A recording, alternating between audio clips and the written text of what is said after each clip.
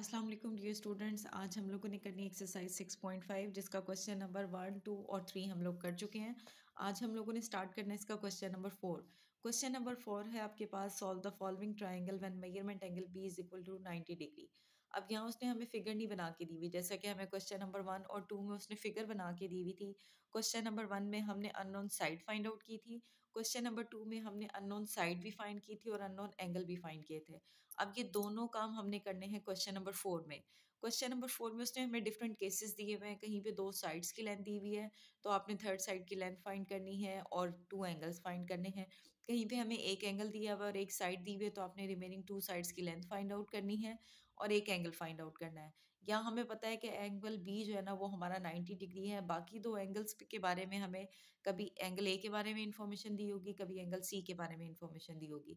तो इस पार्ट में हम रिमेनिंग एंगल्स भी फाइंड आउट करेंगे जो अननोन है और रिमेनिंग साइड्स भी फाइंड आउट करेंगे। तो देखते हैं इसका सबसे पहला पार्ट जिसमें हमें मेजरमेंट एंगल सी दिया हुआ है 60 डिग्री और स्मॉल सी की वैल्यू दी हुई है 3√3 सेंटीमीटर। क्वेश्चन नंबर 1 और 2 में हमें राइट ट्राइंगल की फिगर बना के दी थी, लेकिन यहाँ फिगर नहीं बना के दी हुई। यहाँ हम फिगर खुद से बनाएंगे, लेकिन फिगर बनाते हुए आपने ये ख्याल रखना है कि बी आपने इस जगह पे प्लेस करना है जहाँ 90 डिग्री एंगल बने। और रह गया अब जैसे आपको यहाँ सी एंगल दिया हुआ है, तो जब भी आप राइट ट्राइंगल बनाएंगे तो बी पे 90 डिग्री हो जाएगा और जो एंगल आपको गिवन है उस को आपने हमेशा बेस में रखना है। जैसे यहाँ एंगल सी दिया हुआ है ना, तो सी को मैं बेस में रखूंगी। देखते हैं इसका सोल्यूशन। जी देखिए, मैंने बी पे लिया है एंगल 90 डिग्री और सी पे एंगल मुझे गिवन था तो मैंने उसको बेस में लिया है सी को और ऊपर ए को ले गए हम टॉप पे। तो मैंने राइट ट्राइंगल बना ली है ए बी सी, जिसमें हमें सी पे एंगल 90 डिग्री दिया हुआ है, ए पे एंगल हमने फाइंड करना है। अब जब आपने triangle A B C right triangle draw कर लिया है तो ए के ऑपोजिट साइड स्मॉल ए होती है, बी के सामने वाली स्मॉल बी और सी के सामने वाली स्मॉल सी। तो इस हिसाब से हमें सी स्मॉल सी की वैल्यू गिवन है, मीन परपेंडिकुलर हमें गिवन है, तो हमने बेस और हाइपोटेन्यूज फाइंड करना है। तो मैं यहाँ इस्तेमाल कर रही हूँ साइन की ट्रिग्नोमेट्रिक रेशियो। साइन हमें पता है परपेंडिकुलर ओवर हाइपोटेन्यूज के बराबर होता है, तो साइन 60 डिग्री में एंगल ले रही हूँ जो कि हमारा इक्वल होगा सी ओवर बी के। यहाँ मुझे सी की वैल्यू गिवन है इसलिए यहाँ हमने फाइंड करनी है बी की वैल्यू। हमें पता है साइन 60 डिग्री, ये आपने पीछे टेबल में वैल्यू पढ़ी है, वो इक्वल होता है √3/2 के। सी की वैल्यू हमारे पास 3√3/b और यहाँ सेंटीमीटर। आपने बी की वैल्यू फाइंड करनी है। बी हमारा इस साइड पे जाके मल्टीप्लाई होगा और ये √3 हमारा इस साइड पे आके हो जाएगा डिवाइड। तो ये बी इधर चला गया और ये √3 नीचे आके डिवाइड हो गया और ये जो 2 यहाँ डिवाइड हो रहा है ये राइट साइड पे जाके हो जाएगा मल्टीप्लाई। तो देखिए √3 से हमारा √3 कैंसिल हो जाएगा और 3 2 से मल्टीप्लाई होकर आपके पास बी की वैल्यू आ जाएगी 6 सेंटीमीटर। अब हमने बी की वैल्यू फाइंड आउट कर ली है। अब हमने फाइंड करनी है किसकी वैल्यू, ए की, जो कि आपकी क्या है, बेस। अब यहाँ मैं इस्तेमाल कर रही हूँ 1060 डिग्री।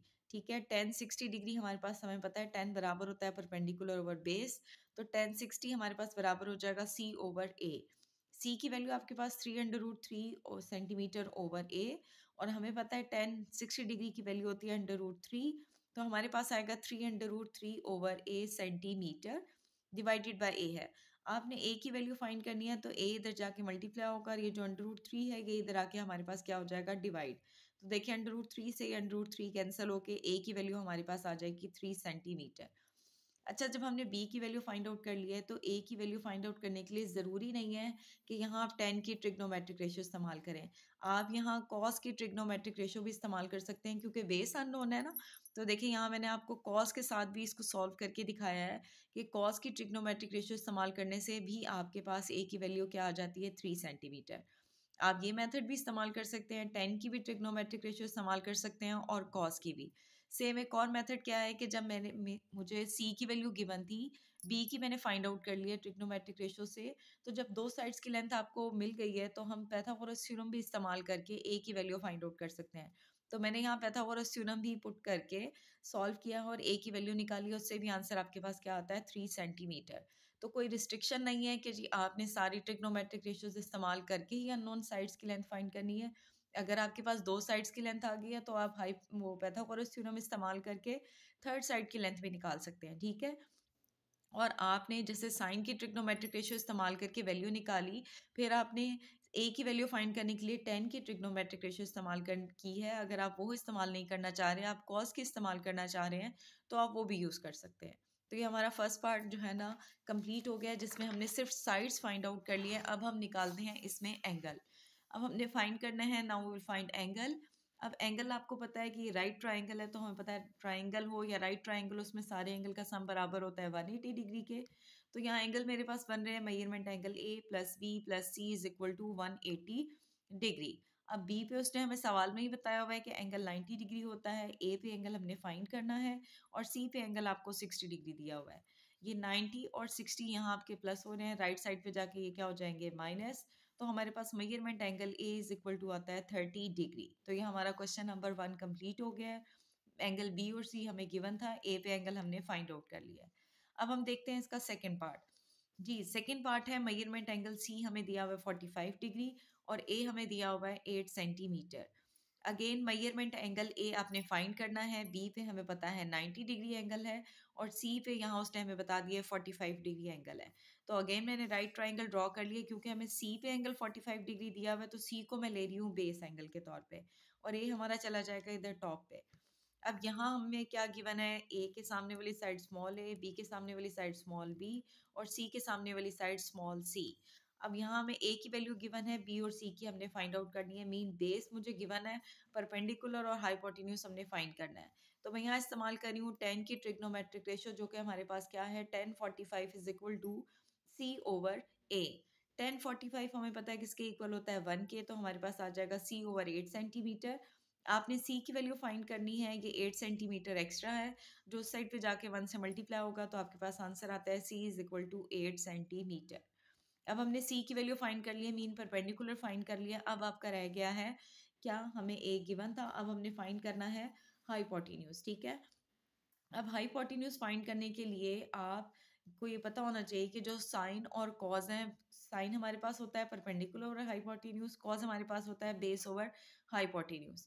तो अब मेरे पास परपेंडिकुलर और बेस गिवन है, हाइपोटेन्यूज मिसिंग है, तो यहाँ हम 10 की ट्रिग्नोमेट्रिक रेशियो इस्तेमाल नहीं कर सकते, क्योंकि 10 बराबर होता है परपेंडिकुलर ओवर बेस। तो वहाँ से आप एच की वैल्यू तो फाइंड आउट नहीं कर सकते। मीन अब आप बी की वैल्यू फाइंड करने के लिए या तो कॉस की ट्रिग्नोमेट्रिक रेशियो इस्तेमाल करेंगे या 10 की। तो मैंने यहाँ इस्तेमाल की है कॉस की trigonometric ratio, mean cos 45 degree is equal to A over B, और कॉस 45 डिग्री हमारे पास इक्वल होता है 1 ओवर अंडर रूट 2 के। ए की वैल्यू हमने पुट कर दी है 8 सेंटीमीटर और बी आपके पास एज इट इज आ गया है। आपने बी की वैल्यू फाइंड करनी है, तो ये बी हमारा इस साइड पे जाके 1 से मल्टीप्लाई होगा और ये अंडर रूट 2 हमारा मल्टीप्लाई हो जाएगा 8 से, तो बी की वैल्यू हमारे पास आती है 8 अंडर रूट 2 सेंटीमीटर। हमने अब बी की वैल्यू भी फाइंड आउट कर ली है। अच्छा, अब आपने दो वेरिए साइड्स की लेंथ हमें मिल गई थी, आप चाहें तो यहाँ पाइथागोरस थ्योरम इस्तेमाल करके भी एच की वैल्यू मीन बी की वैल्यू आप फाइंड आउट कर सकते हैं, उससे भी आपका सेम यही आंसर आएगा। अब हमने फाइंड करना है एंगल, हमें सी और बी पे एंगल गिवन है, अब हम फाइंड करेंगे एंगल ए पे। आपको पता है कि ट्राइंगल में सारे एंगल का सम बराबर होता है 180 डिग्री, तो सेम मैंने वही काम किया है कि angle A plus B plus C. अब बोला जी, हमारे पास हमने बी और सी की वैल्यू पुट कर दी है इज इक्वल टू 180 डिग्री। अब ये हमारे पास ऐड होके 135 डिग्री आ रहा है। आप इसे बेशक यहाँ ऐड ना करें, ये उस साइड पे जाके माइनस के हो जाएंगे।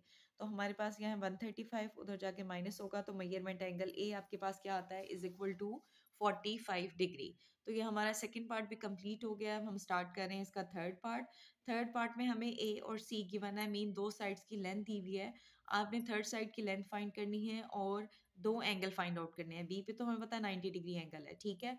तो अब यहाँ आप ए नीचे लें या सी नीचे लें, उससे कोई फर्क नहीं पड़ता, क्योंकि दोनों ही एंगल आपके पास अननोन है। तो जब मुझे दो साइड्स की लेंथ दी हुई है, तो मैं यहाँ पाइथागोरस थ्योरम इस्तेमाल करूंगी और थर्ड साइड की लेंथ फाइंड कर लूंगी। तो ये मैंने बता दिया है कि अगर ये कैपिटल ए है तो ये स्मॉल ए होगा, ये कैपिटल बी है तो ये स्मॉल बी, और ये कैपिटल सी है तो ये हमारे पास स्मॉल सी। मैंने यहाँ पाइथागोरस थ्योरम इस्तेमाल किया, तो हमारे पास आएगा बी का स्क्वायर इज इक्वल टू 6 का स्क्वायर प्लस 12 का स्क्वायर, जिससे हमारे पास बी स्क्वायर की वैल्यू आती है 180 सेंटीमीटर स्क्वायर। हमने बी की वैल्यू फाइंड करनी है, तो इसका हम लेंगे एलसीएम, जो कि हमारे पास क्या होता है कि 6 का स्क्वायर मल्टीप्लाई बाय 5। अब 6 के स्क्वायर से स्क्वायर रूट कैंसिल होकर हमारे पास 6 बाहर आ जाएगा और अंडर रूट 5 अंदर रहेगा। तो बी की वैल्यू हमारे पास आ जाती है 6 अंडर रूट 5 सेंटीमीटर। अब तीनों साइड्स की लेंथ हमारे पास आ गई है। अब हमने फाइंड करना है एंगल। अब क्योंकि यहाँ हमारे पास दो एंगल अननोन है, तो यहाँ आपको ट्रिग्नोमेट्रिक रेशियो इस्तेमाल करनी होगी कोई एक एंगल फाइंड करने के लिए। चाहे आप मेजरमेंट एंगल ए फाइंड कर लें, चाहे आप मेजरमेंट एंगल सी। लेकिन मैंने आपको ये बताया था कि आपको जो भी एंगल गिवन हो उसको आपने बेस में लेना है, ठीक है। तो यहाँ भी मैं बेस वाला एंगल ए फाइंड करूंगी, ठीक है, और फिर हम sum of angle in a triangle वहां से सी पे एंगल फाइंड आउट कर लेंगे। तो उसके लिए मैंने यहाँ ट्रिग्नोमेट्रिक रेशियो इस्तेमाल की है टेन थीटा। टेन हमारा बराबर होता है परपेंडिकुलर ओवर बेस, तो यहाँ हमारा परपेंडिकुलर है ए और बेस है हमारी सी। तो मैंने यहाँ एंगल लिया है ए, टेन मेजरमेंट एंगल ए हमारे पास इक्वल है ए ओवर सी। ए की वैल्यू आ गई 12 सेंटीमीटर और सी की वैल्यू आ गई 6 सेंटीमीटर। इसकी हम कटिंग करेंगे तो आंसर आता है 2। अब आपने मेजरमेंट एंगल ए निकालना है। मेजरमेंट एंगल ए के पास हमारे पास ये 10 एक्स्ट्रा है।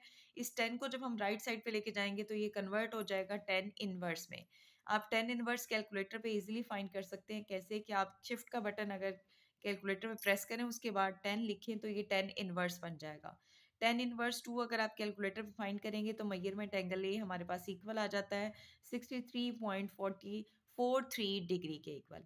हमने मेजरमेंट एंगल ए फाइंड आउट कर लिया। अब हमने एंगल निकालना है सी पे, तो उसके लिए हम वही वाला मेथड इस्तेमाल करेंगे जो हमने पिछले 2 पार्ट्स में किया था। क्या? Since sum of angle in a triangle is equal to 180 degree, तो measurement angle A plus B plus C is equal to 180 degree. अब मेजरमेंट एंगल ए हमारे पास है ये, बी है 90 डिग्री, सी हमने फाइंड करना है। तो इन दोनों को हम उस साइड पे ले जाके करेंगे माइनस, तो आपके पास मेजरमेंट एंगल सी आ जाता है 26.6 डिग्री। तो ये हमारा थर्ड पार्ट भी कंप्लीट हो गया है। Thank you so much, but don't forget to subscribe the channel for more videos.